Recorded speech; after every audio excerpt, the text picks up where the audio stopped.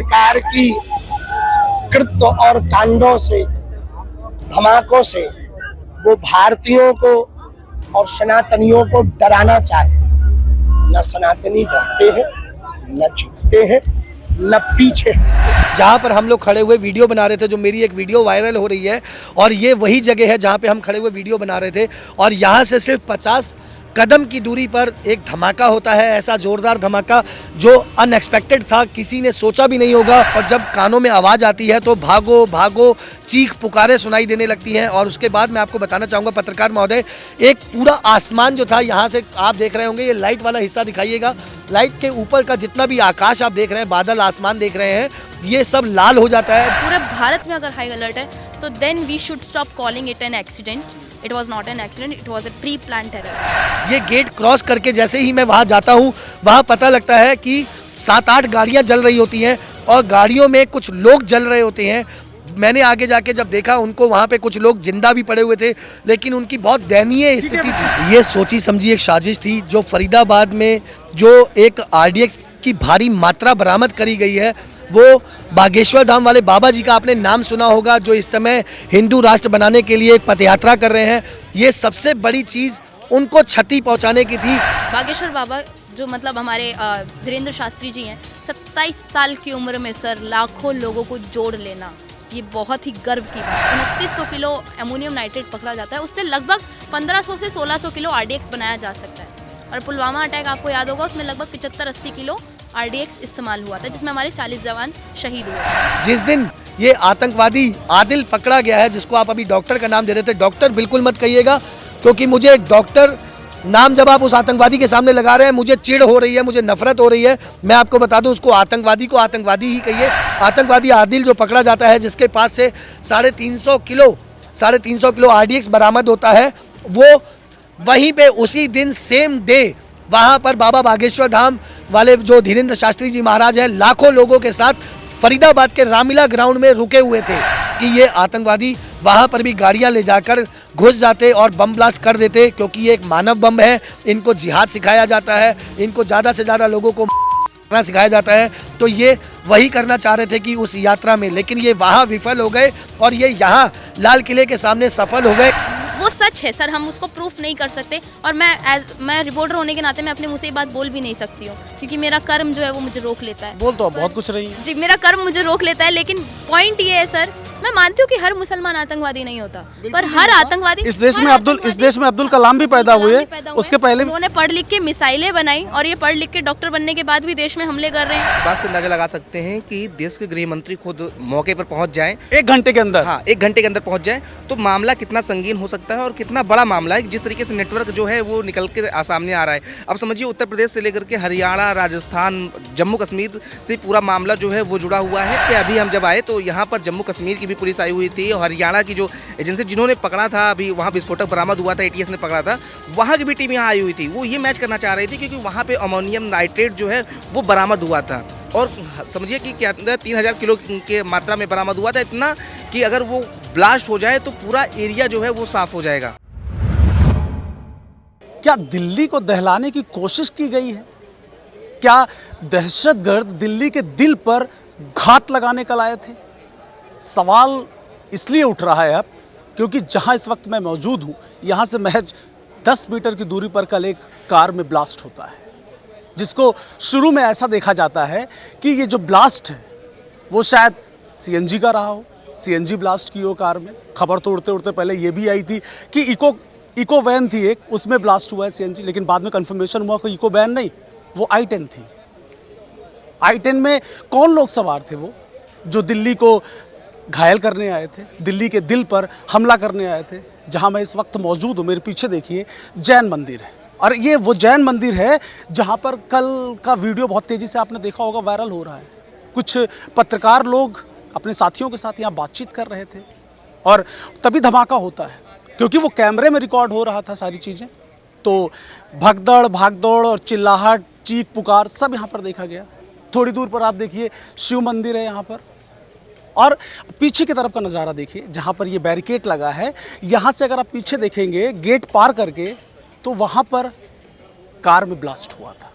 ये बिल्कुल लाल किला के सामने है।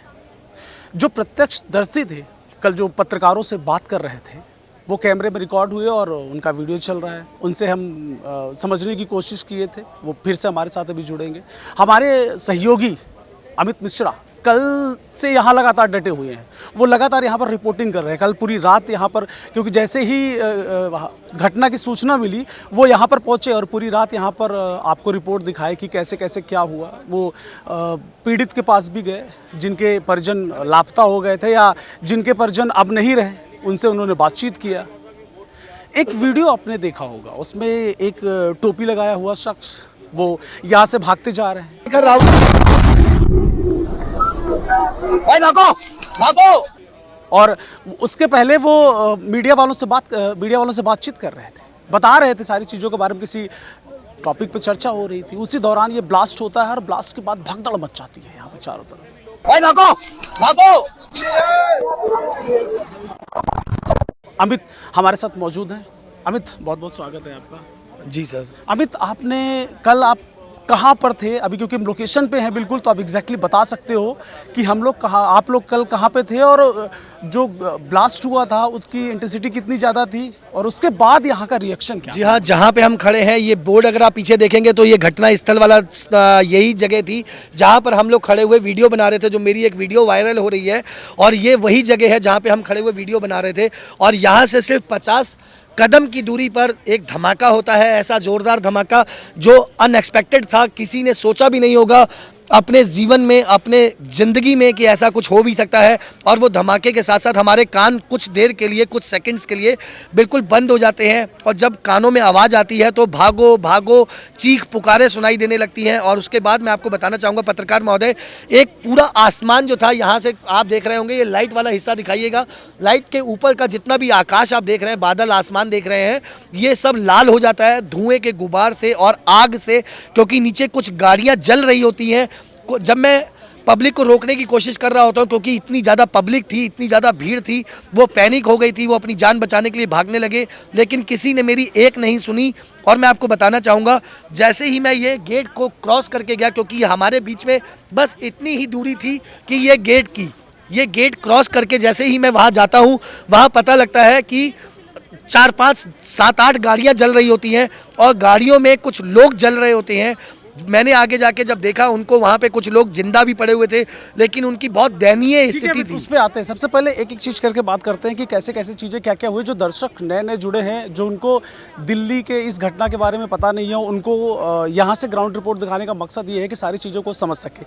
इस वक्त जहाँ हम लोग मौजूद हैं, यहाँ से कुछ ही दूरी पर, मुश्किल से कुछ दूरी पर, कुछ कदम पर मेट्रो स्टेशन है और मेट्रो स्टेशन का गेट नंबर 1 पर ही ब्लास्ट होता है, इसी के सामने। और अमित उस समय यहाँ पर मौजूद थे। अमित, जब ये ब्लास्ट हुआ, जाहिर सी बात है कि आप भी डर गए होंगे, बाकी लोगों की तरह भगदड़ में आप भी भगे होंगे यहाँ से, क्योंकि ब्लास्ट होने के बाद ये भी देखा गया कि लोगों के कान से खून निकल रहा है। जब आप ठहरे, जब आप थमे ब्लास्ट के बाद, क्योंकि आप बता रहे थे पिछले वीडियो में कि ब्लास्ट एक कार में नहीं हुआ था, मल्टीपल कार्स में हुआ था। पहला तो धमाका जो हुआ, उसके बाद आपने क्या किया? पहला धमाका जो हुआ बहुत ज़बरदस्त था, जिसमें हमारे कान तक सुन्न पड़ गए। और उसके बाद जब लोग, पब्लिक भागने लगी, पब्लिक आप दिखाएंगे, ये जैन मंदिर है पीछे, पब्लिक को हटा दिया गया पीछे। तत्काल पुलिस ने मोर्चा संभाला आके। वो पुलिस की गाड़ी भी, आप दूसरी वाली गाड़ी जो देख पा रहे होंगे पीछे की तरफ जो खड़ी हुई है, उसके पीछे पब्लिक को कर दिया गया। लेकिन पब्लिक, आधे से ज़्यादा लोग यहाँ पर, जहाँ पे हम और आप खड़े हुए यहाँ पे थे, उनको संभाला गया। उसके बाद जैसे ही मैं आगे जाके देखता हूँ गेट को क्रॉस करके, तो वहाँ पे जब गाड़ियां जल रही थी तो उसमें से भी कुछ धमाकों की आवाज़ें आ रही थी। शायद हो सकता है कि उसमें कुछ बचा हुआ जो उनका RDX या ज्वलनशील पदार्थ जो कुछ था वो बाकी रह गया हो, वो जल रहा होगा, या कुछ पेट्रोल की गाड़ियां थी जो पेट्रोल टैंक फट रहे थे, आवाज़ें उसकी हो सकती हैं। क्योंकि बाद में जो 4 से 5 धमाके हुए हैं, उनकी डेंसिटी जो थी वो थोड़ी सी कम थी, लेकिन उतनी ज़बरदस्त नहीं थी जिसने पूरा 2 किलोमीटर तक का एरिया हिला के रख दिया। अभी जो ब्लास्ट हुआ है ना, इसके टाइमिंग पर भी सवाल है, जगह अकेले पर नहीं। देखो, लोकेशन तो ये दिल्ली का दिल है। चांदनी चौक में किसी भी वक्त 12 बजे रात तक आप आइएगा तो यहाँ पर हजारों लोगों की संख्या, जो अभी मैं आपको वीडियो में दिखाऊंगा कि ये रास्ता पूरा खाली हो चुका है, यहाँ पे सिर्फ अब मीडिया कर्मी अभी हैं, यहाँ पर हजारों लोग आते हैं पर डे, शॉपिंग करने आते हैं, घूमने आते हैं। कारण बहुत सारा है, सामने लाल किला है और ये चांदनी चौक की मार्केट है जो बहुत फेमस है, आप सब लोग जानते हो। अमित, सबसे पहली बात ये बताओ कि अभी कुछ ऐसी चीज़ें देश में चल रही है। कल की बात बताऊं तो देश में ऐसा हुआ है कि कई अलग अलग जगहों पर टेररिस्ट की गिरफ्तारी हुई है, टीएस वालों ने की है। तो कनेक्शन क्या है, मतलब पुलिस वाले भी पूरे एंगल से जांच कर रहे हैं। दूसरी चीज़ ये है कि जिनका नाम अभी सामने आ रहा है कि जो कार का मालिक था सलमान फरीदाबाद का, उसके बाद उसका पुलवामा कनेक्शन, और अभी जो नया डॉक्टर की बात हो रही है, जिस आतंकी, अब उसको संभावित आतंकी हम लोग बोल सकते हैं, जिसकी बात हो रही है, जो कार में देखा गया कि 4 घंटे तक वो कार में बैठा रहा। अब ब्लास्ट के वक्त तो था, लेकिन उसकी कुछ बरामदगी नहीं हुई है यहाँ से कार से। पत्रकार महोदय, आपको एक चीज़ क्लियर कर दूं, ये सोची समझी एक साजिश थी। जो फरीदाबाद में जो एक आरडीएक्स की भारी मात्रा बरामद करी गई है, वो बागेश्वर धाम वाले बाबा जी का आपने नाम सुना होगा, जो इस समय हिंदू राष्ट्र बनाने के लिए एक पदयात्रा कर रहे हैं। ये सबसे बड़ी चीज़ उनको क्षति पहुंचाने की थी। उनकी यात्रा में जितने आए हुए जो हिंदू भाई थे उनको नुकसान पहुंचाने की थी। और क्योंकि वहाँ पर लाखों की तादाद में हमारा हिंदू भाई जा रहा है, हमारा सिख भाई जा रहा है, और गैर मजहब के कुछ मुसलमान भाई भी उसमें आ रहे हैं, तो इन लोगों को ये चीज़ बर्दाश्त नहीं हो रही है कि मतलब एक हिंदू राष्ट्र बनाने की जो बात करी जा रही है। और आपको एक चीज़ बता दूँ आपके चैनल के माध्यम से, जिस दिन ये आतंकवादी आदिल पकड़ा गया है, जिसको आप अभी डॉक्टर का नाम दे रहे थे, डॉक्टर बिल्कुल मत कहिएगा, क्योंकि मुझे डॉक्टर नाम जब आप उस आतंकवादी के सामने लगा रहे हैं, मुझे चिढ़ हो रही है, मुझे नफरत हो रही है। मैं आपको बता दूं, उसको आतंकवादी ही कहिए। आतंकवादी आदिल जो पकड़ा जाता है, जिसके पास से 350 किलो आरडीएक्स बरामद होता है, वो वहीं पे उसी दिन सेम डे वहाँ पर बाबा बागेश्वर धाम वाले जो धीरेन्द्र शास्त्री जी महाराज हैं, लाखों लोगों के साथ फरीदाबाद के रामलीला ग्राउंड में रुके हुए थे। और आप बताइए, अगले दिन सुबह की जो उनकी प्लानिंग थी, वहाँ से पदयात्रा शुरू करने की थी, और इनकी आतंकवादियों की जो प्लानिंग रही होगी उस यात्रा में, जैसा कि ये गाड़ी लेकर यहाँ पर आकर घुस गया और बम ब्लास्ट हो गया। मेरा मानना, मैं अपना अनुमान लगा सकता हूँ कि ये आतंकवादी वहाँ पर भी गाड़ियाँ ले जाकर घुस जाते और बम ब्लास्ट कर देते, क्योंकि ये एक मानव बम है। इनको जिहाद सिखाया जाता है, इनको ज़्यादा से ज़्यादा लोगों को सिखाया जाता है, तो ये वही करना चाह रहे थे कि उस यात्रा में, लेकिन ये वहाँ विफल हो गए और ये यहाँ लाल किले के सामने सफल हो गए। इसलिए क्योंकि जिस आतंकवादी ने ये चीज़ करी है, आके कार लेके आया और यहाँ पे बम ब्लास्ट करा, वो इसलिए कामयाब हो गया क्योंकि वहाँ पर यात्रा चल रही थी, आतंकवादी को पकड़ा जा रहा था, और उसने सोचा कहीं मैं ना पकड़ा जाऊँ, तो उसने सोचा जहाँ पे जो मौका मिल रहा है वहाँ पे जाके मैं नुकसान करूँ भारी मात्रा में। ये मतलब लाल किला को ही क्यों चूज किया गया? क्या यहाँ से आतंकवादी कोई मैसेज देना चाह रहे थे? जी नहीं, मैं आपको बता दूं पत्रकार महोदय, ये तो भगवान भला करे, मतलब कि रेड लाइट लगी हुई थी वहाँ पर, और हमारी किस्मत अच्छी थी, प्रभु श्री राम के आशीर्वाद से हम लोग 3 दिन से लगातार बाबा बागेश्वर धाम की यात्रा में जा रहे थे। शायद उन्हीं के रहमो करम पर, उनके आशीर्वाद से ही हम बचे हैं। क्योंकि आप दिखाएंगे कैमरामैन महोदय, ये सामने एक गेट लगा हुआ है, ये गेट, और ये ठीक पीछे आप लाल रंग की रेड लाइट देख रहे होंगे, वहाँ पे वो रेड लाइट ऑन हो जाती है, और अगर ऑन नहीं हुई होती तो वो घुमाता हुआ गाड़ी बहुत तेज चलाता हुआ इस गेट को पहले टक्कर मारता। और ये वो एरिया है, आप पूरा एरिया दिखाएंगे कैमरामैन महोदय, तो आपको समझ में आएगा। ये इतना रश वाला एरिया है, इतना क्राउड वाला एरिया है कि यहाँ पर हर समय, हर स्थिति में, कभी आप नॉर्मल डेज में आके देखेंगे तो 30, 40, 50 हज़ार आदमी हर समय यहाँ पे मौजूद रहता है। तो उनकी साजिश बड़ी थी, उनकी प्लानिंग बड़ी थी, लेकिन कहते हैं जिस पर प्रभु श्री राम का आशीर्वाद हो उसको कौन मिटा सकता है। और इसीलिए वहाँ पे रेड लाइट ऑन हो जाती है और उसकी गाड़ी वहीं रुक जाती है, और उसकी वहीं पे वो जो गाड़ी लेके आता है वो ब्लास्ट हो जाती है। जो लोग मरे हैं, मैं उनको तहे दिल से उनको अपनी सांत्वना देता हूँ, उनके परिवार को मतलब दिलासा देता हूँ, क्योंकि बहुत दुखद घटना हुई है, बहुत निंदनीय घटना हुई है, ऐसा नहीं होना चाहिए था। लेकिन जो वहाँ पे अगर रेड लाइट ऑन ना हुई होती तो आज यहाँ पे जिस जगह पे हम खड़े होकर डिबेट कर रहे हैं, यहाँ पे हज़ारों की तादाद में लोग मर गए होते, क्योंकि ये गेट टूटने के बाद अगर गाड़ी यहाँ ब्लास्ट होती तो हज़ारों की तादाद में लोग मरते यहाँ पे। अमित, देखो आपकी किस्मत तो अच्छी रही, लेकिन वो 10 लोग जो इस दुनिया में नहीं हैं, वो कल ब्लास्ट में मारे गए, और वो करीब 2 दर्जन से ज़्यादा लोग, 25-26 लोग, जिनको बताया जा रहा है कि अस्पताल में वो ज़िंदगी और मौत से जूझ रहे हैं। अच्छा, रिपोर्टिंग करने यहाँ हमारे सहयोगी अमित मिश्रा भी पहुँचे थे। अमित मिश्रा घटना के तुरंत बाद यहाँ पर आ गए थे, उन्होंने क्या देखा अपनी आंखों से? अमित, जब आप यहाँ पर पहुँचे क्या माहौल था यहाँ पे? देखिए जब यहाँ हम लोग पहुँचे तो एकदम भयावह माहौल था। आग की लपटें जो है वो पूरी तरीके से उठ रही थी, क्योंकि जिस तरीके से बड़े मात्रा में विस्फोट जो है वो हुआ है, और एक नहीं लगातार 3-4 गाड़ियों में विस्फोट हुआ है, और कुछ ई रिक्शा खड़े यहाँ पर थे, कुछ ऑटो खड़े थे, तो उस पर विस्फोट हुआ है।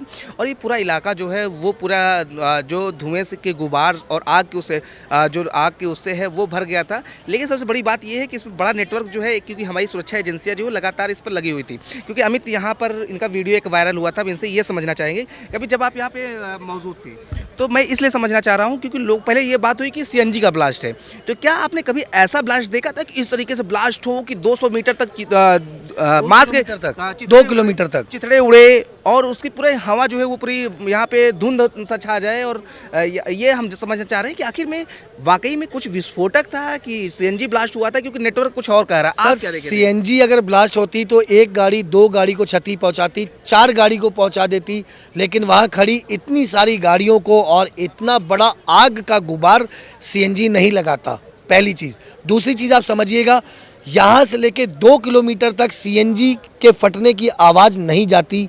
जैसा कि आप, अगर आपको दिखाना चाहूँगा, एक बार दिखाइएगा सामने तक, जहाँ तक लाइट दिखाई दे रही है आपको, वहाँ तक के लोग यहाँ पर दौड़े चले आ रहे थे कि बम फट गया, बम फट गया, बम फट गया, क्योंकि आवाज़ इतनी दर्दनाक थी, इतनी भयानक थी कि मैं आपको शब्दों में बयान नहीं कर सकता।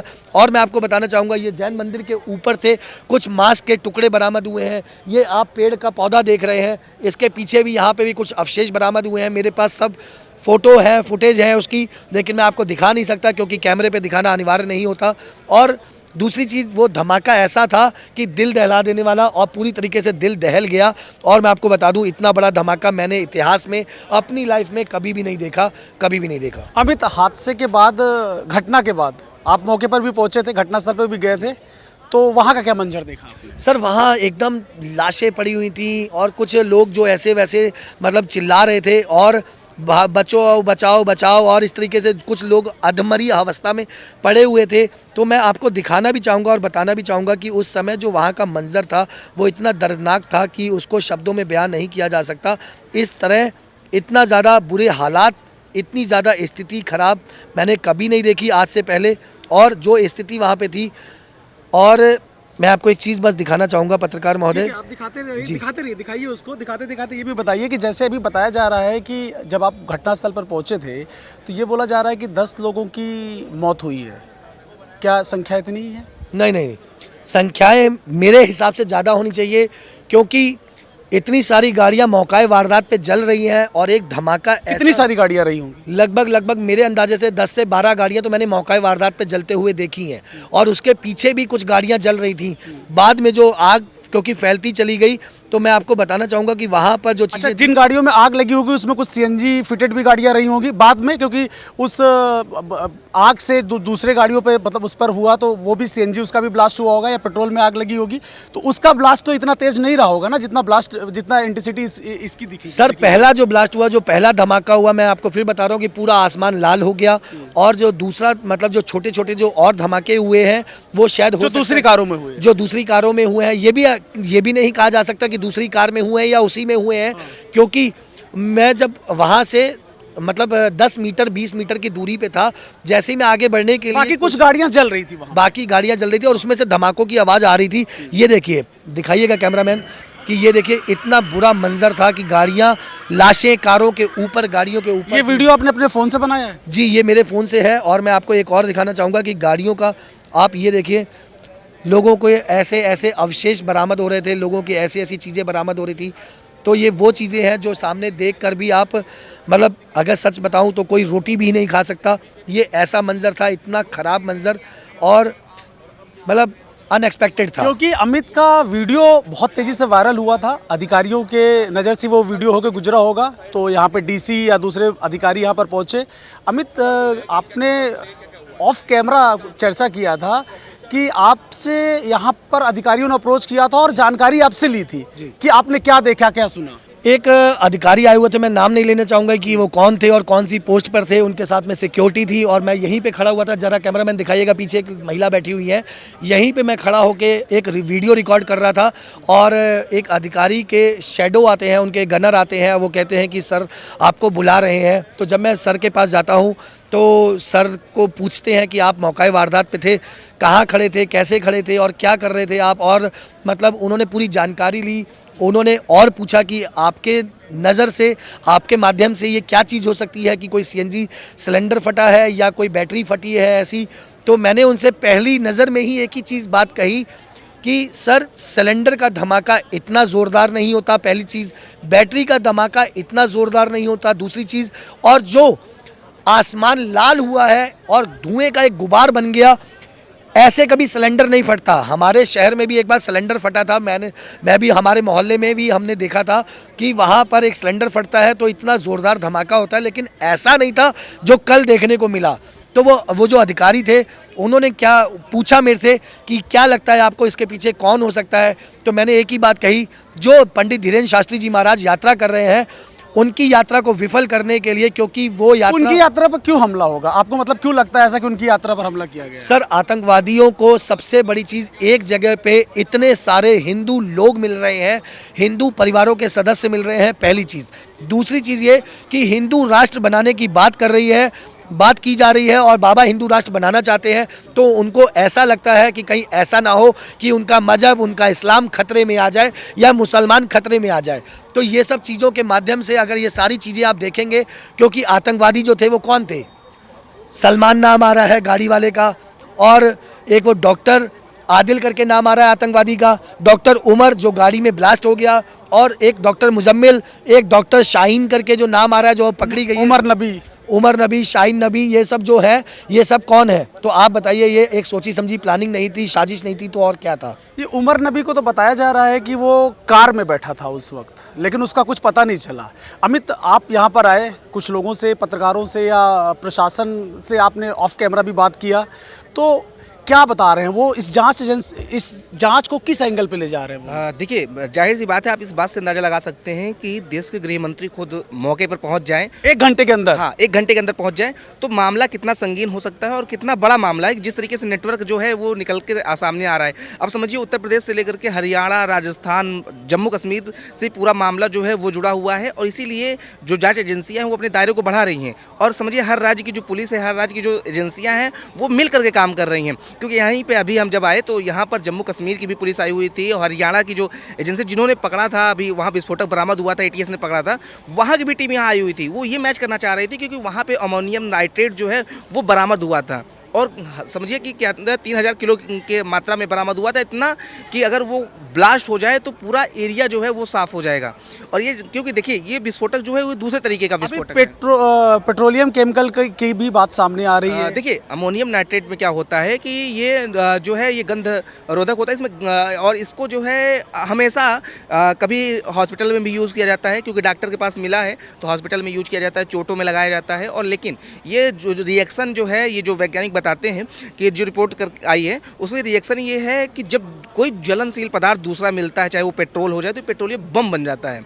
जिस तरीके से धमाका हुआ था, लोग उसमें झुलस गए हैं, आप देखेंगे लोग झुलस गए हैं, और जो धमाके से जिनके चोट आई है उनके चिथड़े दूसरे जगह जाकर गिरे हैं, लेकिन कई लोग जल गए हैं जिनको पहचान नहीं पा रहे हैं, परिजन जा रहे हैं हॉस्पिटल में। जब मैं रिपोर्ट करने गया तो हमारी खुद रूह कांप गई कि जिस तरीके से, इस बात को तो इतनी आसानी से समझा जा सकता है कि पुलिस भी इसको टेरर एंगल से ही इसकी जांच कर रही है। क्योंकि देखिए, अगर ये सीएनजी ब्लास्ट होता तो गृह मंत्री और प्रधानमंत्री, या फिर आप ये कह सकते हो, देखो हादसे पर दुख जताया जाता है, लेकिन अगर कोई हादसा हो गया तो उस पर किया जा सकता है। लेकिन अगर देश को दहलाने की साजिश है तो सरकार भी अलर्ट मोड पे जाएगी। और ये देखने को भी मिला, गृह मंत्री को चाहे आप देख लो, अमित शाह को, चाहे प्रधानमंत्री को देख लो, चाहे यूपी के मुख्यमंत्री को देख लो, सबके सब एक्टिव हो गए। पूरे के पूरे उत्तर प्रदेश में एक तरफ से जांच की जा रही है वाहनों की। हाँ जी, आपको पॉइंट बता दूंगा ये जो मैच कर रहा है, क्योंकि देखिए बम इसको कह सकते हैं आतंकी घटना है, 100% है, क्योंकि जिस तरीके से जांच एजेंसियां जांच कर रही हैं, गृह मंत्री को ये बयान देना पड़ रहा है कि चाहे वो अंदर का आदमी हो चाहे बाहर का आदमी हो, किसी को छोड़ा नहीं जाएगा। लेकिन ये जो ब्लास्ट है, ये समझिए अमेरिका में हुए एक ब्लास्ट से लेकर के है। अमेरिका में क्या है, ये अमोनियम नाइट्रेट का ब्लास्ट जो है वो किया जाता है, जहाँ पर काफ़ी लोगों की मौत होती है, लगभग 11 लोगों की मौत होती है, 20 लोग घायल होते हैं। और उसके बाद पुणे में भी इसी तरीके के सीरियल ब्लास्ट हुए थे 2010 में 13 फरवरी को, वहाँ पर भी हुआ था और 17 लोग मारे गए थे, 60 से ज़्यादा लोग घायल हुए थे। वहाँ पर एन के अवशेष मिले थे, वहाँ पर भी अमोनियम नाइट्रेट जो है वो बरामद हुआ था। वही अमोनियम नाइट्रेट जो है यहाँ पर बरामद हो रहा है। तो ये और वो अमोनियम नाइट्रेट मिलना, डॉक्टर के पास से मिलना, वो डॉक्टर जो पुलवामा में रहा है, तो पुलवामा का कनेक्शन जो है कहीं ना कहीं जो जांच एजेंसियाँ हैं वो जुड़ता हुआ नजर आ रही है, इसीलिए अपना दायरा जो है वो बढ़ा रही हैं। अब और इसी को बात करें तो आप समझिए 2007 में हैदराबाद में इसी तरीके से सीरियल बम ब्लास्ट होता है, उस पर भी जो है ब्लास्ट होता है। और लगातार उसके बाद जो ब्लास्ट की बात करें तो वहाँ पर भी कई लोगों की हानि होती है। तो पूरी ये सोची समझी साजिश थी। और जो अब तक साक्ष्य हुए हैं, क्योंकि अगर बात करें तो डॉक्टर के गर्लफ्रेंड को जो है वो लखनऊ से गिरफ्तार किया जाता है, वहाँ पकड़ा जाता है, और उसके परिवार के लोग जो उसके भाई थे उसके जो उनको भी गिरफ्तार किया जाता है। तो जांच एजेंसियाँ जो है ये इसको आतंकी हमले को लेकर के ही जाँच कर रही हैं, अपना दायरा जो है वो बढ़ा रही हैं। मेरे साथ और भी कुछ लोग हैं। आपका नाम क्या है? मेघा सर। मेघा, कल आप यहाँ पर मौजूद थी जिस वक्त ये घटना घटी है? सर मैं ये कहूँगी शायद मेरी किस्मत अच्छी थी, क्योंकि मैं खुद एक रिपोर्टर हूँ और यहाँ जो शाम के टाइम पे पब्लिक ओपिनियंस डिबेट चलती हैं, मैं वो रिकॉर्ड करने के लिए डेली यहाँ पर आती हूँ। पर मैं कल कहीं और शूट करने के लिए सीपी चली गई थी, बट वहाँ से मेरा प्लान था कि मैं अराउंड 7 बजे करीब लाल किला वापस आऊँगी और यहाँ पर मैं अपना कंटेंट शूट करूँगी। बट थैंक गॉड मेरा मतलब शायद थोड़ा सा आशीर्वाद था भगवान का। नहीं, आपके साथ तो थैंक गॉड था, लेकिन बाकी बहुत सारे लोग चले गए, वो बड़ा दुखद है। एक सवाल आपसे पूछना चाह रहा हूँ, क्योंकि आप खुद पत्रकार भी हैं। कुछ लोग इसको बाबा बागेश्वर से जोड़ कर देख रहे हैं इस ब्लास्ट को, आपका क्या मानना है? सर मैं उस पर बाद में आऊँगी। कुछ लोग ये कह रहे हैं कि इट वॉज एन एक्सीडेंट, ये सीएनजी सिलेंडर ब्लास्ट हुआ, उसका धमाका था। मैं एक बात कहना चाहूँगी, जब तक ऑफिशियल कंफर्मेशन नहीं होता तब तक हम कह नहीं सकते। लेकिन सीएनजी ब्लास्ट हमने भी देखा है, क्योंकि हम लोग डेली सीएनजी जितनी भी कैब्स यूज़ करते हैं वो ऑलमोस्ट सब सीएनजी गाड़ियाँ होती हैं। सीएनजी का ब्लास्ट इतना भयानक नहीं हो सकता कि जो आप वीडियोस देख रहे हैं उनमें लगभग 6 मंजिल जितनी ऊपर तक वो आग की लपटें जा रही हैं। तो मुझे नहीं लगता that it was an accident या फिर एक सीएनजी ब्लास्ट का वो था। मेरे हिसाब से इस पे पूरी जब एनआईए को ये जांच सौंप दी गई है, यहाँ पे एटीएस की टीम रातों रात पहुंच चुकी थी, गृह मंत्री खुद यहाँ आ चुके थे, तो मेरे हिसाब से मुझे नहीं। देखो पुलिस, मुझे अभी जैसे जिस तरीके से पुलिस का अप्रोच है, जैसे पुलिस इस पूरे एंगल को, पुलिस पूरे मामले को देख रही है, मुझे तो नहीं लग रहा है कि पुलिस इसको या जांच एजेंसियां इसको सीएनजी ब्लास्ट के रूप में देख रही है। अगर ये हादसा होता तो इस चीज को अभी न्यूट्रलाइज कर दिया गया है। अब ये क्योंकि मामला इतना पैन इंडिया पैनिक कर चुका है कि आप किसी भी स्टेट में जाइए, अभी वहां पर हर जगह सुरक्षा एजेंसियां जो है वो अलर्ट मोड पर है, हाई अलर्ट पर है। तो वो तो नहीं हो सकता। जांच एजेंसी हालांकि कंफर्मेशन नहीं कर रही है, वो हर एंगल पे जांच कर रही है। आप इसको कैसे? आप फरीदाबाद का आपने जिक्र किया था सर, जब बागेश्वर बाबा की यात्रा यहाँ से 7 नवंबर को निकलती है और वो फरीदाबाद तक पहुँचती है, उसके अगले दिन ही फरीदाबाद से लगभग 2900 किलो अमोनियम नाइट्रेट पकड़ा जाता है। उसके अलावा गुजरात में भी लोग पकड़े जाते हैं। एटीएस की टीम उन टेररिस्ट को पकड़ती है। सर प्रॉब्लम ये नहीं है कि वो लोग पढ़े लिखे थे, कोई आईटी टेक्नीशियन था, डॉक्टर था, इसलिए they can't be a terrorist. ये उनको पढ़ाना लिखाना, वो पढ़ लिख के भी वो वही करेंगे। इसके पहले जो पार्लियामेंट अटैक करने आया था ना, वो भी बड़ा पढ़ा लिखा, वो भी पढ़ा लिखा था, कसाब भी पढ़ा लिखा था। तो सर पढ़ाने लिखाने में दिक्कत नहीं। लोग कहते हैं कि मदरसे से पढ़ लिख के इंसान आतंकवादी ही बनेगा। नहीं, वो आतंकवादी, वो आतंकवाद, वो कट्टर था शायद इनकी कौम में ही है सर, वो इनके खून में ही है। मैं ये नहीं कहूँगी अभी भी, मतलब ये सच है, लेकिन फिर भी हम अपने मुंह से कहेंगे तो हम ही गलत हो जाएंगे। अभी कंफर्मेशन हम नहीं कर सकते, क्योंकि ये सुरक्षा एजेंसियों का काम है, ये हमारा काम नहीं है। फिर भी जो एक मेरा सवाल उन कांग्रेसियों से है, उन लेफ्टिस्ट लोगों से है जो ये कहते हैं कि हर मुसलमान आतंकवादी नहीं होता। वो सच है सर, हम उसको प्रूफ नहीं कर सकते। और मैं रिपोर्टर होने के नाते मैं अपने मुंह से ये बात बोल भी नहीं सकती हूँ, क्योंकि मेरा कर्म जो है वो मुझे रोक लेता है। बोल तो बहुत कुछ रही है जी, मेरा कर्म मुझे रोक लेता है। लेकिन पॉइंट ये है सर, मैं मानती हूँ कि हर मुसलमान आतंकवादी नहीं होता, पर हर आतंकवादी इस देश में अब्दुल कलाम भी पैदा हुए, उसके पहले उन्होंने पढ़ लिख के मिसाइलें बनाई, और ये पढ़ लिख के डॉक्टर बनने के बाद भी देश में हमले कर रहे हैं। तो ये एपीजे अब्दुल कलाम बनना इनके बस की बात नहीं है सर। वो इकलौते थे जो जो इस देश को मिल गया वो शायद कभी दोबारा नहीं मिलता। हम लोग कहते हैं आज हमारे पास जो प्राइम मिनिस्टर है नरेंद्र मोदी, वैसा प्राइम मिनिस्टर हमें ना कभी पहले मिला है ना कभी इन फ्यूचर मिलेगा। वैसे ही जो डॉक्टर APJ अब्दुल कलाम थे वैसे दोबारा कोई कलाम साहब हमें ना इस्लाम या इनकी जो कौम है वो योगी आदित्यनाथ भी अलर्ट मोड में है, पूरे उत्तर प्रदेश को टाइट सर। कोलकाता में इंडिया वर्सेस साउथ अफ्रीका का मैच था, कोलकाता पूरा हाई अलर्ट पे लगा दिया, गुजरात हाई अलर्ट है, केरला हाई अलर्ट है, पूरे भारत में अगर हाई अलर्ट है तो then we should stop calling it an accident. It was not an accident, it was a pre plan terror attack according to. अभी आप कहने जा रही थी थोड़ी देर पहले कि मैं बाबा बागेश्वर वाले टॉपिक पे थोड़ी देर बाद आता जी, हूँ, बागेश्वर- वो मैं पूछ रहा हूँ कि कई सारे लोग इस बारे में बात कर रहे हैं। हाँ। मेरी तरफ से कोई कंफर्मेशन नहीं है, जैसे उन हिंदू राष्ट्र बनाने के लिए एक सनातन यात्रा पे निकले हैं। जी आप कैसे सोचते हो, इसको कैसे देखते हैं? सर देखिए, मेरा मानना ये है कि हिंदू राष्ट्र बनाने में कोई प्रॉब्लम नहीं है, आप बनाइए। Logically it is not possible. पेपरों में आप कहते हैं ठीक है, आपने कहा कि मेजॉरिटी 100 करोड़ हिंदू हैं इस देश में, आप मान लीजिए हिंदू राष्ट्र है, मैं भी मानती हूँ कि मेजॉरिटी जिनकी है देश उन्हीं का है। पहली चीज़ तो क्योंकि जब बंटवारा हुआ था वो धर्म के आधार पे हुआ था, तो एक देश इस्लामिक रिपब्लिक नेशन बन जाए और हमारा दूसरा देश- संवैधानिक था। हाँ, और हम दूसरा धर्मशाला बन जाए, मैं वो चीज़ नहीं मानती हूँ। पहली चीज़ तो सर जो मेजॉरिटी में थे देश उन्हीं का हुआ, यानी कि हिंदुओं का है। मेरी नज़र में देश हिंदू राष्ट्र है। अब आप ये कहते हैं कि मुझे पेपरों पे चाहिए, तो logically that is not possible, क्योंकि इंदिरा गांधी ने वो सेक्युलरिज्म वर्ड कॉन्स्टिट्यूशन में जोड़ के बहुत बड़ा धोखा इस देश के साथ में और इस देश के 100 करोड़ हिंदुओं के साथ में कर दिया है। उसे आप नहीं बदल सकते हैं। उसे बदलने में भी ना जाने कितने सालों लग जाएंगे, कितनी सरकारें लग जाएंगी, कितनी मेहनत लग जाएंगी, कितने लोगों की जान लग जाएगी। क्योंकि एक राम मंदिर बनाने में जब हमें 500 साल लग सकते हैं सर, तो ये तो पूरे भारत देश को हिंदू राष्ट्र बनाने की बात हो रही है, जो कि बहुत मुश्किल है। लेकिन हाँ, हिंदू एकता यात्रा जो इसको टैग दिया जा रहा है, इस यात्रा को, हिंदुओं का एकजुट होना बहुत ज़रूरी है सर, बहुत ज़रूरी है इस टाइम पे। क्योंकि यहाँ पे जितनी भी बाइट होती हैं यहाँ रोज बात अभी ये हो रही है, क्या ये बाबा बागेश्वर के ऊपर हमले की कोशिश थी? क्योंकि उसके जस्ट पहले आपने देखा, अभी आपने जिक्र भी किया कि गुजरात में लोग पकड़े गए, फरीदाबाद में लोग पकड़े गए, उत्तर प्रदेश से गिरफ्तारी हुई है, ATS ने किया है। ये बिल्कुल प्री प्लान, क्योंकि ये जो यात्रा थी इसकी प्लानिंग लगभग 1.5-2 महीने पहले से चल रही थी कि ये यात्रा दिल्ली के छतरपुर मंदिर से निकलेगी और वृंदावन तक जाएगी। अब बागेश्वर बाबा जो मतलब हमारे धीरेन्द्र शास्त्री जी हैं, 27 साल की उम्र में सर लाखों लोगों को जोड़ लेना, ये बहुत ही गर्व की बात है, बहुत गर्व की बात है। आज तक मुझे नहीं लगता इस देश में इतनी भीड़ तो शायद प्राइम मिनिस्टर के शो में या लाल किला पे जब 15 अगस्त को ध्वजारोहण होता है तब भी नहीं आती होगी, जितनी भीड़ उनके साथ आज चल रही है। उस भीड़ में जब 2900 किलो अमोनियम नाइट्रेट पकड़ा जाता है, उससे लगभग 1500 से 1600 किलो RDX बनाया जा सकता है। और पुलवामा अटैक आपको याद होगा, उसमें लगभग 75-80 किलो RDX इस्तेमाल हुआ था, जिसमें हमारे 40 जवान शहीद हुए थे।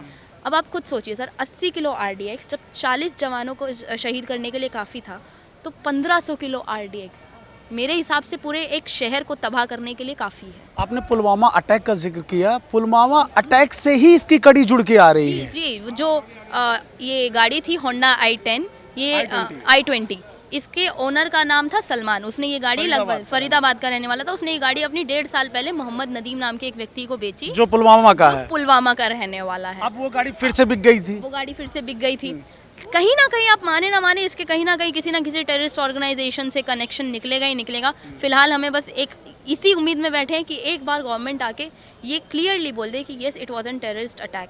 पहली चीज़, आप ये लोग कह रहे हैं कि इसमें शायद प्रशासन का फेलियर नहीं है, 2900 किलो अमोनियम नाइट्रेट पकड़ा गया है, वो उसकी भी तो तारीफ करें, बिकॉज मतलब सच में वो काबिले तारीफ है। आपने बहुत सही सवाल उठाया। अब प्रशासन का इसमें failure है। सवाल अभी यही उठ रहा है कि दिल्ली में और दिल्ली के दिल में चांदनी चौक और लाल किला के सामने जहाँ पे ध्वजारोहण होता है, यहाँ पर आकर अटैक कर दिया गया। यहाँ पर आकर अगर ये अटैक था, तो हम अपनी तरफ से कंफर्मेशन नहीं कर रहे हैं। हाँ। ये बहुत बड़ी बात है। क्या ये लापरवाही या चूक नहीं लगता? लापरवाही है सर। ये हमला, ये अटैक दिल्ली में कहीं पे भी होता तो शायद मैं एक बार कहने से पहले सोचती कि इसमें प्रशासन का फेलियर नहीं है, पर दिल्ली में जहाँ लाल किला इतना सेंसिटिव एरिया है, हम रोज यहाँ आते हैं, यहाँ पे प्रशासन इतना टाइट रहता है। अमूमन 10 से 20 हजार लोग तो यहाँ हर समय रोते हैं। 10-11 और सर अभी तो आप नवंबर दिसंबर चल रहा है, शादियों का माहौल है, चांदनी चौक में शॉपिंग के लिए लोग, फेस्टिव टाइम है तो लोग आते जाते रहते हैं। यही लाल किला पे अभी दिवाली का टाइम था, यही गेट नंबर 1 जहाँ पे ये ब्लास्ट हुआ है, ये दोनों गेट बंद कर दिए गए थे। यहाँ इतनी भीड़ थी, शॉपिंग के लिए लोग इतना आ रहे थे दिवाली के टाइम पे। हम लोग शूट के लिए आते थे तो हम मेट्रो के इस गेट से नहीं आते थे, हम पीछे से घूम के आना पड़ता था हम लोगों को। तो जब दिवाली के टाइम पे अगर ऐसा कुछ हो जाता या अभी जब फेस्टिव सीजन चल रहा है, ये गाड़ी शायद पता नहीं जो ड्राइवर था उसके दिमाग में क्या था, वो 4 मिनट का उसको इसीलिए time बार-बार क्योंकि सिर्फ यहाँ पे रेड लाइट पे इतना ट्रैफिक होता है सर, जब हम यहाँ से निकलते हैं यहाँ से सड़क पार करने का जगह नहीं होती। अच्छा, एक मिनट खड़ा होने धीरेन्द्र शास्त्री का जिक्र भी क्यों बार बार हो रहा है? टाइमिंग को लेके बात हो रही है। Exactly. लोकेशन तो आपने बता ही दिया, जी। टाइमिंग को लेके बात इसलिए हो रही है कि अभी हिंदू यात्रा चल रही है और अलग अलग जगह से 24 घंटे पहले लगातार रिकवरी होना एक्सप्लोजिव उस आप पदार्थ की, सिर्फ 24 और उसके बाद फिर गिरफ्तारी होना, ये सब सारी चीजें कहीं ना कहीं ले जाके इंडिकेट कर रही है एक एंगल की तरफ। बिल्कुल। और सर आप एक चीज़ नोटिस करेंगे, ये जितनी भी चीज़ें आप पकड़ रहे हैं ये आपको सिर्फ नॉर्थ इंडिया में ही दिखाई दे रही है, कहीं साउथ इंडिया में नहीं हो रहा, कहीं ईस्ट इंडिया में नहीं हो रहा है। ये क्यों? वहीं पे ऐसा हो क्यों? रहा है। क्योंकि यात्रा आप देखिए ना, दिल्ली से वृंदावन की ओर जा रही थी जो कि नॉर्थ इंडिया में आता है, तो कहीं ना कहीं ये यात्रा को टारगेट करने का इनका प्लान था। अगर ये सच में एक टेरर अटैक है तो कहीं ना कहीं हो भी ये भी सकता है कि इट वाज एन एक्सीडेंट, क्योंकि जितना अमोनियम नाइट्रेट पकड़ा गया उसके हिसाब से क्या पता वो जो भी टेररिस्ट था या जो भी व्यक्ति था वो कुछ ना कुछ एक्सप्लोजिव लेके भाग रहा हो, क्योंकि कहीं ना कहीं से पूरी दिल्ली में, पूरे उत्तर प्रदेश में, बाहर हरियाणा, गुजरात, यहाँ से एक्सप्लोजिव्स, आर्म्स ये सब पकड़े जा ही रहे हैं। लास्ट आपने तो सिर्फ 24 घंटों का जिक्र किया, लगभग 3 दिनों से हम ये न्यूज़ देख रहे हैं कि यहाँ से ये आर्म्स पकड़े गए, वो अमोनियम नाइट्रेट पकड़ा गया, इस टेररिस्ट को पकड़ा। और आप एक चीज़ नोटिस करेंगे सर, अब तो पहले तो ये कहते थे कि उनके पास करने को कुछ नहीं है, पंचर लगाते हैं, पढ़े लिखे नहीं है, इसलिए पत्थरबाजी करते हैं, इसलिए बॉम्ब ब्लास्ट करते हैं, सुसाइड बॉम्बर्स बनते हैं। अब तो पढ़े लिखे हैं ना सर, अब तो डॉक्टर्स हैं। डॉक्टर का काम क्या होता है? लोगों की जान बचाना, और यहाँ डॉक्टर्स लोगों की जान ले रहे हैं। ये शर्मनाक बात है सर, इस कौम से कोई उम्मीद नहीं की जा सकती। अभी फिर भी कंफर्मेशन नहीं है। दिल्ली की चांदनी चौक एरिया में मौजूद हूँ जहाँ पर ब्लास्ट हुआ था कल, यानी कि सोमवार को। यहाँ पर ब्लास्ट के बाद पुलिस हो, जांच एजेंसियाँ हो, ATS हो, NIA हो, सभी एक्टिव हो गए। 1 घंटे के अंदर गृह मंत्री यहाँ पहुँचाए और पूरे स्थिति का वो जायजा लेने गए, फिर वो मिलने गए और साफ संदेश दिया इस बार गृह मंत्री ने, चाहे जो भी हो, अगर एंगल इसका टेररिज्म से जुड़ता हुआ दिखा, इसका नेटवर्क टेररिज्म से जुड़ता हुआ दिखा, वो चाहे देश के इस पार हो व उस पार, छोड़े नहीं जाएंगे, वो बख्शे नहीं जाएंगे।